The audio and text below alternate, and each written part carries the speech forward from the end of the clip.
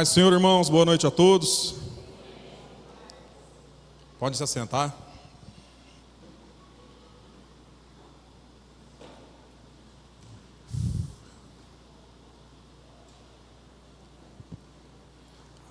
Abra sua Bíblia em Juízes, capítulo 13. Juízes, capítulo 13.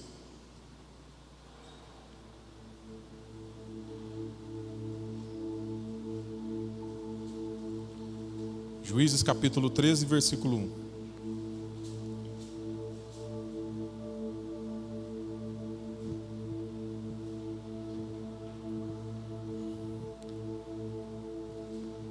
Amém?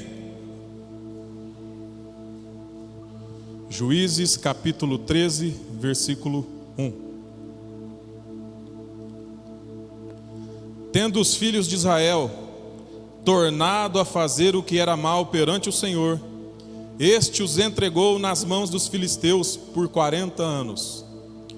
Havia um homem de Zorá, da linhagem de Dan, chamado Manoá, cuja mulher era estéril e não tinha filhos.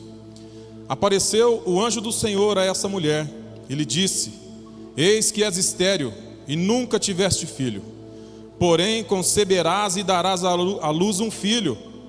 Agora, pois, guarda-te, não bebas vinho ou bebida forte, nem comas coisa imunda, porque eis que tu conceberás e darás à luz um filho, sobre cuja cabeça não passará navalha, porquanto o menino será nazireu, consagrado a Deus desde o ventre de sua mãe, e ele começará a livrar a Israel do poder dos filisteus.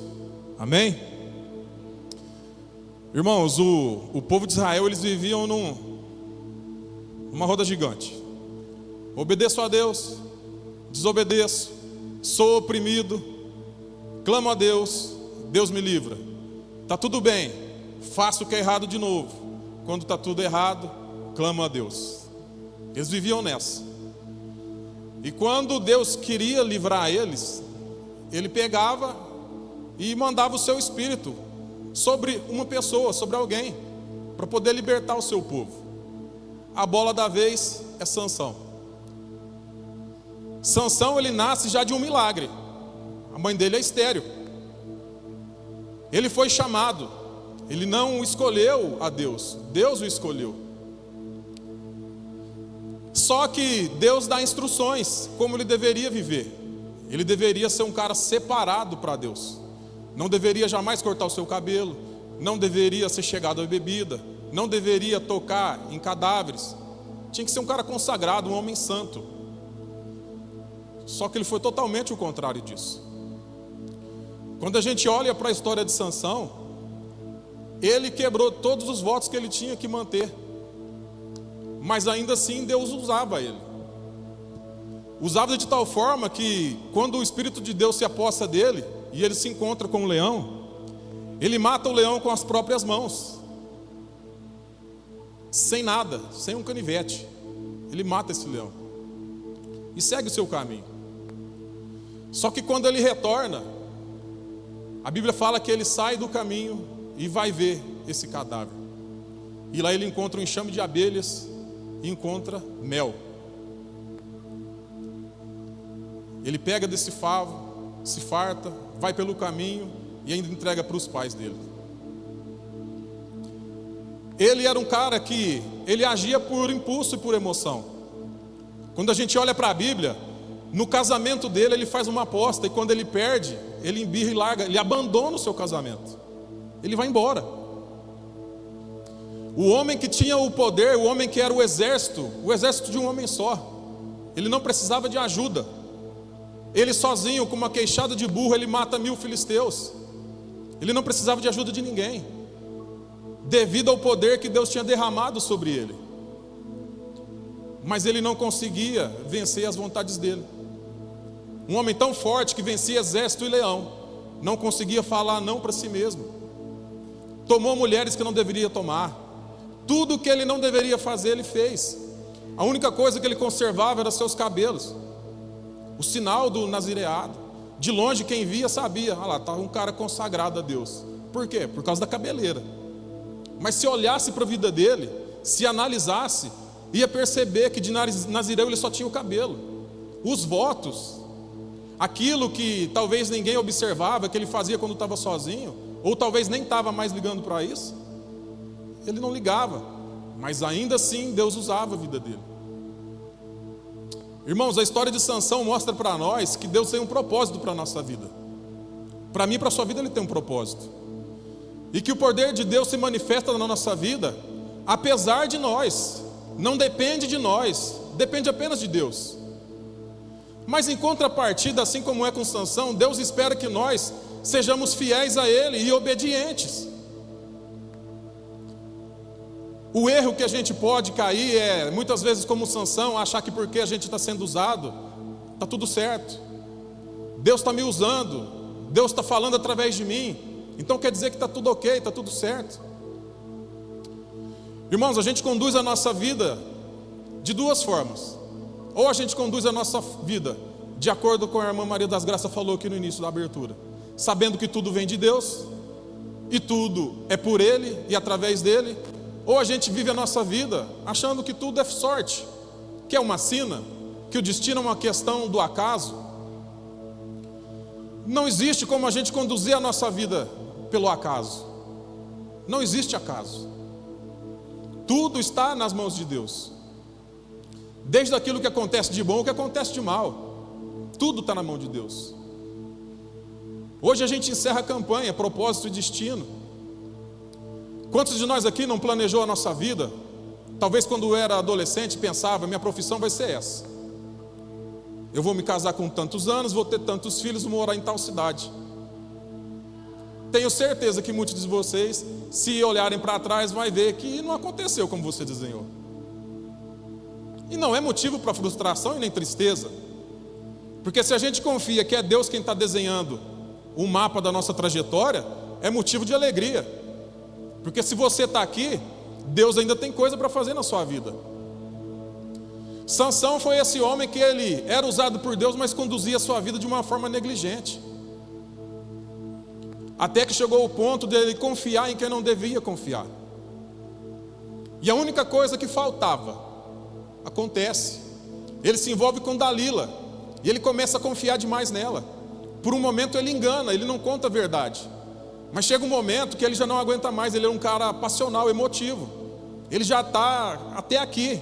E ele conta para ela: ó, o segredo é o cabelo. Se cortar meu cabelo eu viro um homem igual todos os outros.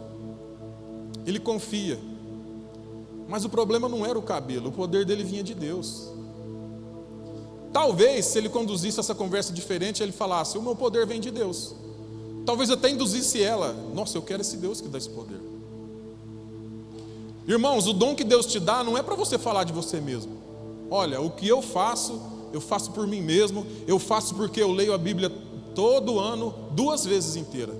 Se Deus faz alguma coisa através de mim, é porque eu gasto muito tempo de oração. Se Deus faz alguma coisa através de mim, é porque eu. Irmãos, a gente não faz nada sem Deus. Tudo que Deus faz em nós, através de nós, é para a gente apontar para Ele. Ó, tudo que acontece é por causa de Deus. Existe um Deus grandioso que usa um homem falho como eu para poder falar dele para as pessoas. Mas Sansão continua conduzindo a sua vida assim. E ele entrega o seu segredo e a sua cabeça é raspada. E ele é entregue aos seus inimigos. Ele é preso com cadeias. Para ser humilhado, ele é colocado a girar um moinho.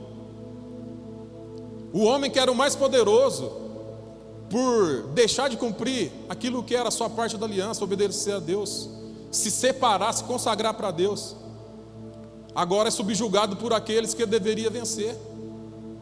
Nada era por ele, não tinha nada de especial nele, tudo era de Deus. Mas a Bíblia conta que o cabelo dele volta a crescer, o cabelo dele começa a crescer. E o povo se reúne num lugar para fazer uma festa, muitas pessoas reunidas, os mais importantes, príncipes. Traz lá Sansão, vamos nos divertir com ele.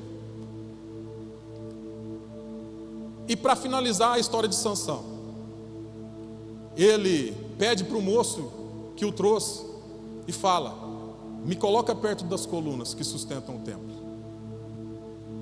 Esse templo era de Dagon, aquele mesmo que a gente vê que quando quando a arca é colocada no templo de Dagon, quando o povo vai lá ver, ele está caído diante da arca de Deus. É o mesmo Deus que eles acreditavam. E esse rapaz coloca Sansão ali, e ele clama a Deus para que Deus usasse ele uma última vez, para que ele pudesse se vingar pelas suas vistas. Ainda no último instante, não era para Deus, era para ele. Mas Deus usa. Com a história de Sansão a gente aprende que Deus nos chama, que nós somos falhos, mas que Ele nos perdoa, e que até o fim da sua vida Ele quer te usar. E a Bíblia fala que Sansão matou mais gente na sua morte do que quando estava em vida. Mas esse não era o destino dele. O destino seria ele vencer os inimigos, e depois de vencer, aproveitar a liberdade com todos os outros. Mas não acontece isso com ele, por causa da forma com que ele conduz a sua vida, à margem da vontade de Deus.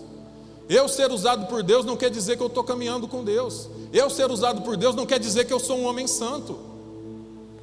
A gente precisa compreender uma coisa: o dom que Deus me dá é para o corpo da igreja, para a edificação das pessoas. A minha santidade é para o meu bem, é para que eu possa me aproximar de Deus, é para que eu possa ver Deus. Quando a gente olha toda a narrativa da Bíblia, começa com Adão. Ele tem uma proximidade com Deus, na viração do dia, Deus aparece para falar com ele. Mas por causa do pecado, acontece uma separação. Então, de forma gradual, se a gente acompanha, a gente vê que é sempre Deus tentando se aproximar do homem. Não é o homem tentando se aproximar de Deus. Não é a gente que tenta se aproximar de Deus. É Deus quem faz tudo, quem programa tudo, e tem feito tudo para que a gente se aproxime dele. Esse é o plano de Deus. Essa é a vontade de Deus. Que a gente de novo volte a ter com Ele comunhão, que a gente se aproxime dele. Mas Sansão acaba a sua história. E eu queria falar com vocês sobre a história de outro homem, Samuel. Samuel tem um início igual ao de Sansão. A mãe dele não pode ter filho, e ele já no ventre é consagrado a Deus pelo voto que a sua mãe faz. E nasce esse homem. E ele é ensinado por Eli, que tem 2 filhos, Ofni e Finéias, que são adúlteros, são a escória, apesar de ter um título. E apesar de ser ensinado aos pés desse homem, Samuel cresce de uma forma diferente. Com a história de Samuel a gente aprende que a gente não pode colocar a nossa responsabilidade nas pessoas, nos meus pais, nos meus pastores, no meu líder de casa de oração. Não, Judas andou com Cristo. Samuel segue uma trajetória diferente. Samuel, além de ser juiz, ele acumula o papel de profeta e de sacerdote. Sansão andava sozinho. Samuel ensina o povo a se arrepender, a andar longe da idolatria, a buscar a Deus, a se aproximar de Deus. Samuel é aquele que muda o período de juízes para o período dos reis. Ele unge Davi.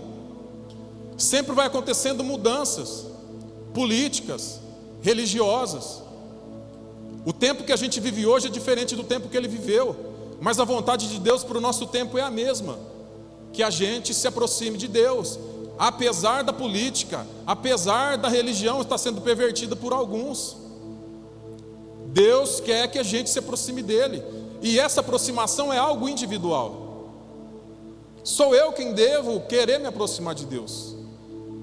Samuel andava segundo a vontade de Deus, tanto que quando ele chega na sua velhice, e todo mundo reunido diante dele, ele pergunta: eu estou junto de vocês desde a minha mocidade, agora eu quero perguntar um negócio diante de Deus, diante do seu ungido. Eu defraudei alguém? Eu roubei alguém? Eu oprimi alguém?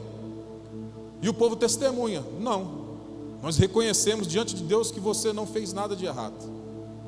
Ele conduz a sua vida totalmente diferente. E quando ele morre, o povo pranteia por ele, o povo chora por ele. Irmãos, a gente precisa entender que a gente tem que andar como Samuel, em retidão, dando bom testemunho às pessoas, porque disso depende toda a nossa vida com Deus.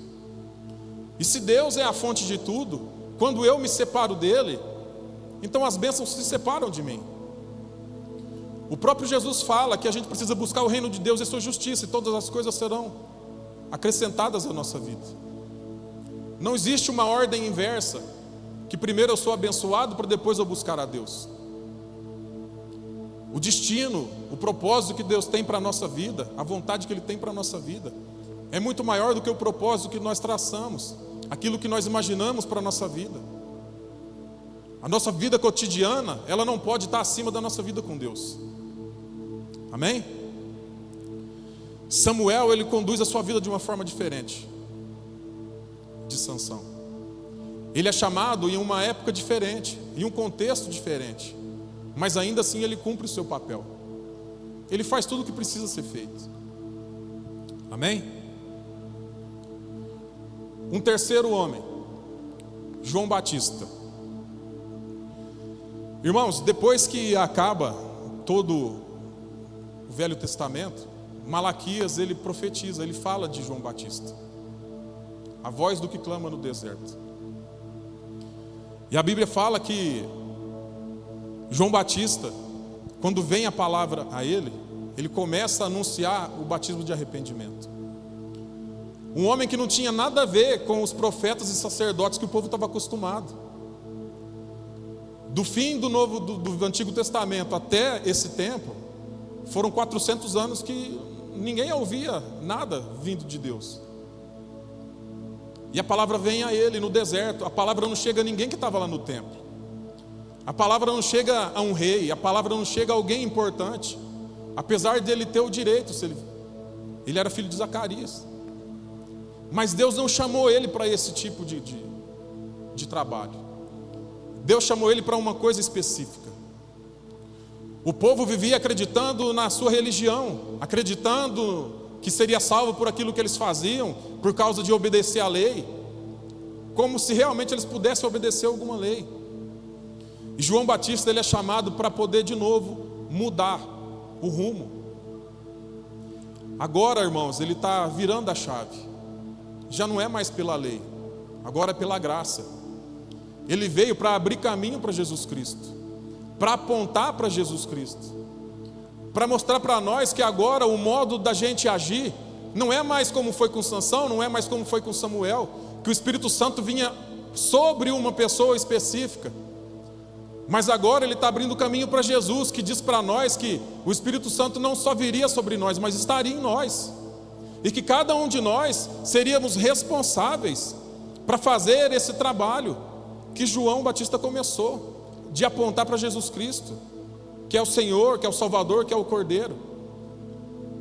Irmãos, o povo no Antigo Testamento passou todo o tempo confiando em profetas, sacerdotes, em reis, que nasceram e morreram, falhos.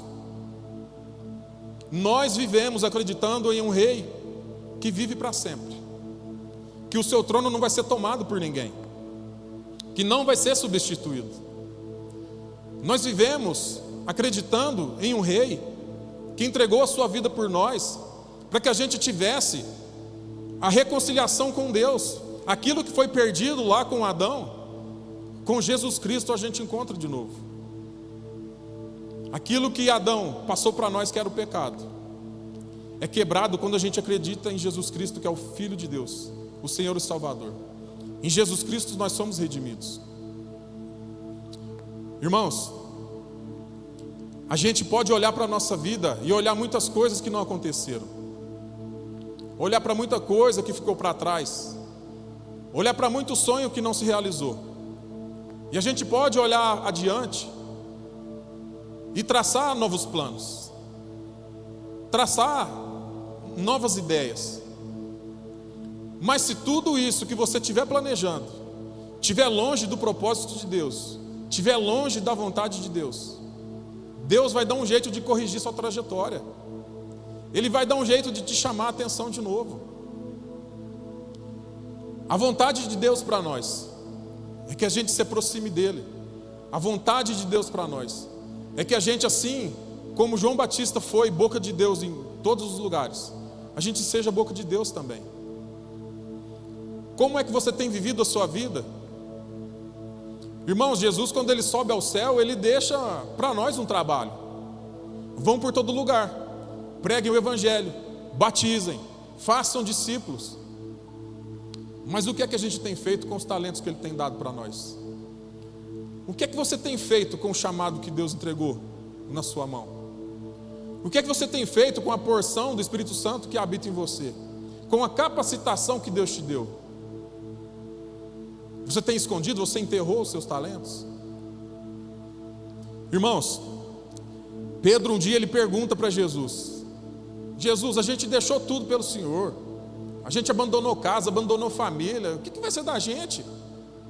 Jesus fala para ele, fala: Pedro, fica tranquilo, não existe ninguém que abandonou pai e mãe, que abandonou casa, que abandonou tudo, que não vai receber 100 vezes mais nessa vida, e ainda na vida por vir.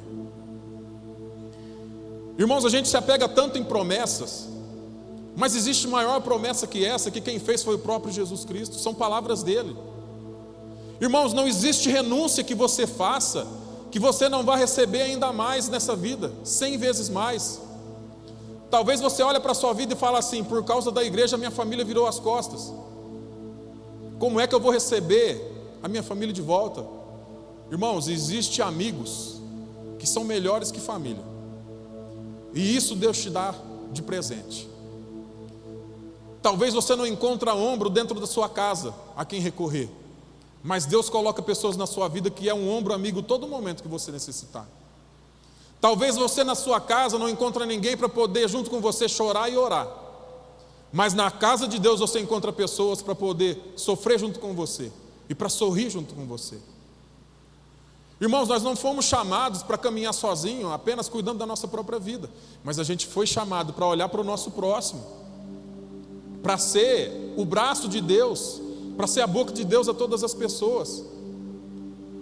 Quando o povo chega a João Batista e pergunta para ele o que a gente tem que fazer, uma das coisas que ele fala: você tem 2 túnicas? Divide, dá uma.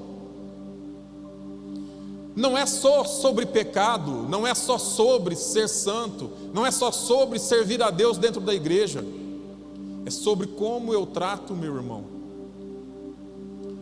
Quando a Bíblia vai falar de dons, ela fala que o maior dom é o amor. E a pergunta que fica para nós: você ama seu próximo? Realmente, se faça essa pergunta, se você ama seu próximo. O amar o próximo não é o sentimento que você tem pelos seus parentes. O amar o próximo é você ajudar quem não pode te dar nada em troco. É você orar por aquele que te persegue. É você fazer o bem para quem você sabe que te apunhala. Porque a recompensa não virá de pessoas. Irmãos, a nossa vida tem mais sentido e a gente encontra o propósito verdadeiro quando a gente compreende que nem a nossa vida é nossa.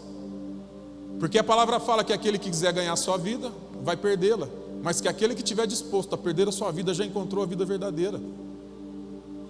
Porque a vida verdadeira não se resume naquilo que eu consigo obter, nos sonhos que eu consigo viver, aonde eu consigo chegar, o quanto importante eu me torno. Não se resume a isso. Porque a justificação de João Batista não veio por boca de homens, mas veio pela boca de Jesus Cristo. O povo que chegou para ser batizado por João Batista ficava pensando e cochichando talvez: o que ele está falando? A gente é descendência de Abraão.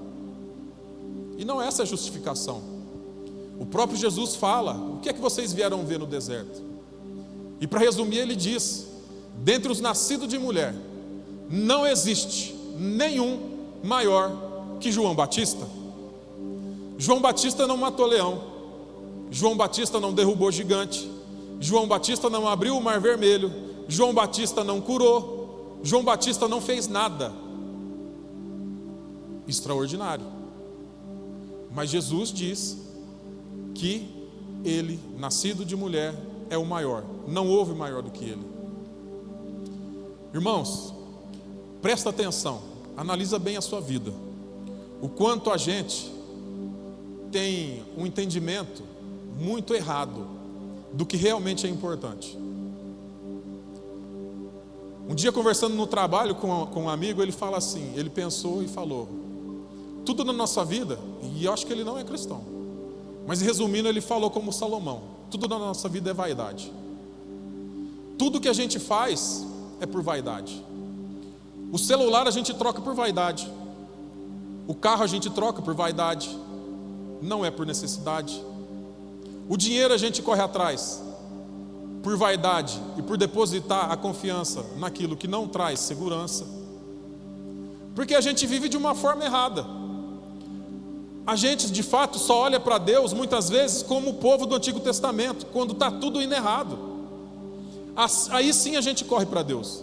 Aí sim a gente clama a Deus.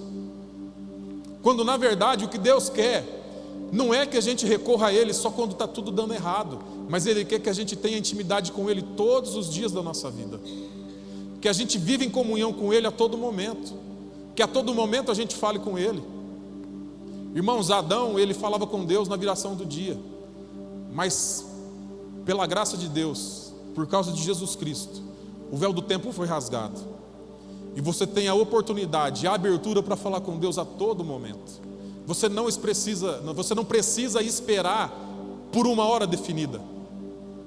Jesus Cristo, quando encontra a mulher samaritana, e ela conversando com ele, fala: mas os judeus falam que a gente adora no lugar errado, que o lugar de adorar é em Jerusalém.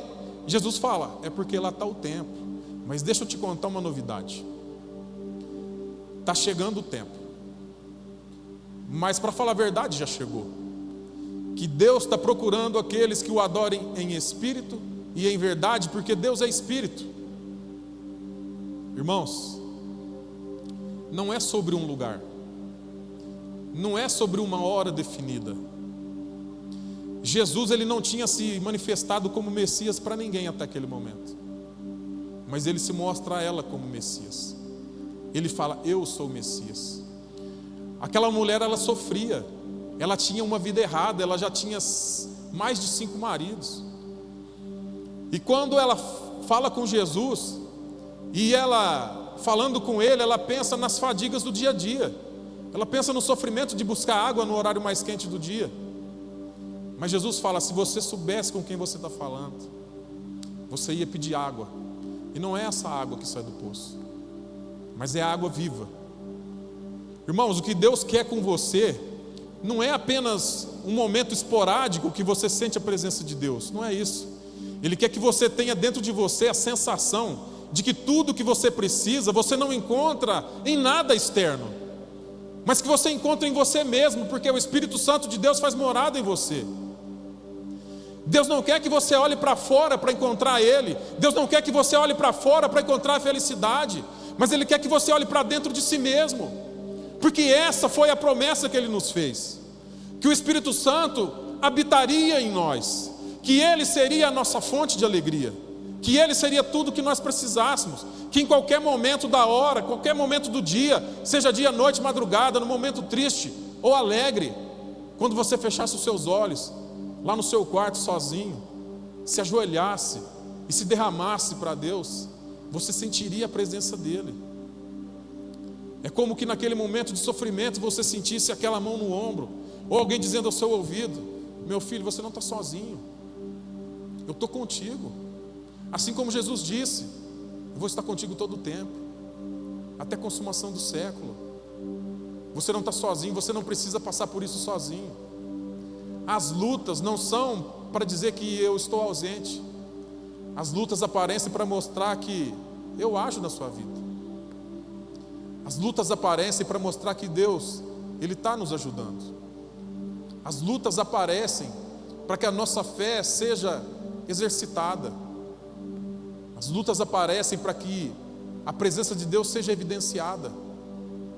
A gente viu aqui homens com inícios iguais, eram milagres, chamados por Deus desde antes do seu nascimento, mas que conduziram a sua vida de uma forma diferente.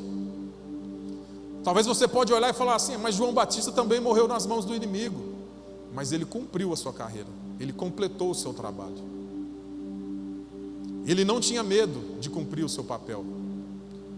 Ele morreu porque cumpriu o seu papel até o fim. Quando a palavra vem para Samuel, é uma palavra dura para ele falar para o seu líder. Vamos dizer assim, ele tinha uma palavra dura para falar para aquele que estava acima dele. João Batista, ele morreu por falar a verdade a um rei. Irmãos, nós não fomos chamados apenas para falar do amor de Deus. Fomos chamados? Fomos. Mas também fomos chamados para anunciar a sua justiça. A gente precisa ter o senso de urgência de João Batista. O reino do céu está próximo. O reino do céu está próximo. Não existe tempo de ficar esperando. Não dá tempo de ficar aguardando o melhor momento. O reino do céu está próximo. Jesus está voltando. Ou a sua vida está acabando, que chega primeiro. Mas uma coisa é certa. Existem dois caminhos. Destino fala sobre um ponto de chegada. E nós temos um ponto de chegada. Nós temos um lugar determinado. Jesus, ele prometeu que ele prepararia lugar. E ele voltaria para buscar cada um de nós. E não é por merecimento, mas pela graça, pelo amor dele por nós. E se a gente entende isso de verdade, se a gente compreende e aceita, a gente não pode guardar isso para nós. A gente precisa levar isso adiante. Nós fomos chamados não para ficar parado, mas nós fomos chamados para poder anunciar a palavra de Deus. Cada um de nós, temos uma forma em que Deus vai agir na nossa vida. Na vida de Sansão foi de uma forma, na vida de Samuel de outra, na vida de João Batista de outra forma. Independente de qual forma Deus queira usar a sua vida, onde Ele queira usar a sua vida, você precisa tomar essa responsabilidade. Colocar as mãos no arado e não olhar para trás em momento nenhum. E cumprir o propósito que Deus designou para a sua vida. Amém? Irmãos, o que a gente precisa guardar sobre a vida desses três homens? Olhando para a vida de Sansão, como eu já disse no início, você ser usado por Deus não tem nada a ver com você. Nada a ver. Você não pode querer viver uma vida relaxada só porque Deus está te usando. Isso não depende de você. Isso é a vontade de Deus. A gente precisa aprender com Samuel que nós não fomos feitos para liderar sozinho. Até porque em nós não existe nada. Em nós não existe poder para guiar a todos. Mas a gente precisa passar aquilo que a gente aprendeu. A gente precisa formar novas pessoas. Com João Batista a gente precisa entender que muitas vezes o lugar que Deus vai nos colocar para poder servir a Ele não vai ser o melhor lugar. Não vai ser o lugar mais confortável. Não vai ser da forma que você sonhou.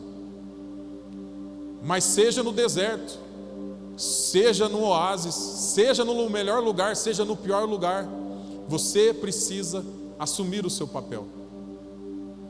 Tem pessoas que estão servindo a Deus em lugares que eles nem podem andar com uma Bíblia, mas ainda assim eles estão cumprindo o seu papel. Existem lugares que, se eles falarem o nome de Jesus, eles são decapitados, são enforcados, são perseguidos, mas ainda assim estão fazendo a vontade de Deus. Até onde eu sei, no Brasil a gente não passa por nada disso. A maior resistência que a gente enfrenta para servir a Deus somos nós mesmos. A nossa vida impede a gente de servir a Deus. O meu trabalho me impede de servir a Deus. Os meus problemas me impedem de servir a Deus. A minha família me impede de servir a Deus. Para tudo a gente tem uma desculpa. Para tudo a gente tem um porquê. A gente sempre tem uma desculpa. Mas a gente precisa entender que, se eu passo muito tempo falando para Deus que eu não sirvo Ele por causa de alguma coisa, você pode ter certeza que, se o problema for esse, Ele vai dar um jeito de corrigir. O problema é o seu trabalho? Não tem problema. Ele vai dar um jeito de corrigir. Pode ficar descansado. O único compromisso que Deus tem com a gente, e esse nunca vai mudar, é que Ele não quer que nenhum de nós se perca. Ele não quer que nenhum de nós se perca. Ele não quer que a gente se desvie. Ele não quer que a gente seja como Sansão. Sansão, ele venceu um leão vivo pelo poder de Deus. Mas aí, por causa da fraqueza da carne, ele quebra mais um voto para poder se lambuzar com o mel. Muitas vezes a gente tem se afastado de Deus, se lambuzando com o mel do pecado. Irmãos, quando a gente desliga um ventilador, ele não para de uma hora para outra. A gente, quando vai se distanciando de Deus, a gente não para de uma hora para outra. Não é de uma hora para outra que a gente cai. E assim como foi falado na palavra da abertura, irmãos, a gente é apenas um ramo. Não é o ramo que fortalece a raiz. Não é a gente que dá força para Deus. Não sou eu que faço acontecer. E também o que acontece na minha vida não depende de mim. Assim como diz a palavra, aquele que não produz fruto, Deus corta. Aquele que não cumpre o seu papel é retirado. Para que a gente não viva uma vida de religiosidade. Quando no tempo de João Batista vem a palavra a ele, vai falar que existiam 2 sumos sacerdotes. Não podia ter 2 sumos sacerdotes, era apenas um. Mas tinha 2 porque virou um cargo político, vamos dizer assim. Anás e Caifás, genro e sogro. Um era o de aparência, mas um era o que ficava por trás, era quem mandava e desmandava. A gente precisa compreender uma coisa. Existem muitas igrejas. Muitas igrejas. Mas assim como João Batista foi chamado para poder falar a verdade, nós fomos chamados para anunciar o evangelho da verdade. Se existem alguns que estão pervertendo o evangelho, você tem o papel e a obrigação de anunciar o evangelho verdadeiro. Porque a palavra também diz que com o tempo apareceriam falsos profetas. E assim como o pastor Rafael falou, a nossa vida não é regida por reis ou por presidentes, por ninguém. A nossa vida é regida por Deus. E cada um de nós tem o papel de anunciar isso a todas as pessoas. Vai entrar presidente, vai sair presidente. Mas o cristão, ele tem o dever de analisar propósito. Qual é o princípio de quem a gente coloca naquele lugar? Qual é o plano dessas pessoas que eu coloco naquele lugar? Quando a gente olha para o tempo do Antigo Testamento, até acontecer de novo essa reviravolta a partir de João Batista, o povo estava pervertendo a religião, virou um negócio. A gente não pode ser esse tipo de pessoa. A gente precisa ter temor a Deus, a gente precisa ter responsabilidade e falar o que deve ser falado, doa quem doer, assim como João Batista fazia. Ele é o exemplo, ele aponta para Jesus Cristo. Jesus Cristo é o cumprimento de tudo. Antes dele tudo era sombra, antes dele tudo era anunciação do que viria, mas em Jesus tudo é cumprido. Com ele na cruz tudo é consumado. A partir de Jesus nós saímos da morte para a vida. A partir de Jesus nós saímos de um momento de condenação para um momento de redenção. Nós somos redimidos a partir de Jesus Cristo. Assim como eu comecei, eu termino. Não fomos nós que buscamos a reconciliação, foi Deus. Deus nunca foi pego de surpresa. Desde a queda de Adão até o cumprimento da sua palavra e até a volta de Cristo, Deus nunca foi pego de surpresa. Tudo está nas mãos de Deus. Deus é muito grandioso. Deus é aquele que consegue pegar toda a água do oceano e colocar na concha da sua mão. Deus é aquele que a terra é onde Ele descansa os seus pés. Então eu e você precisamos ter o senso de urgência de João Batista, tirar os olhos daquilo que é do mundo e manter os olhos focados em Jesus Cristo, porque é Ele quem nos leva da morte direto para a vida. Amém? Vamos ficar de pé?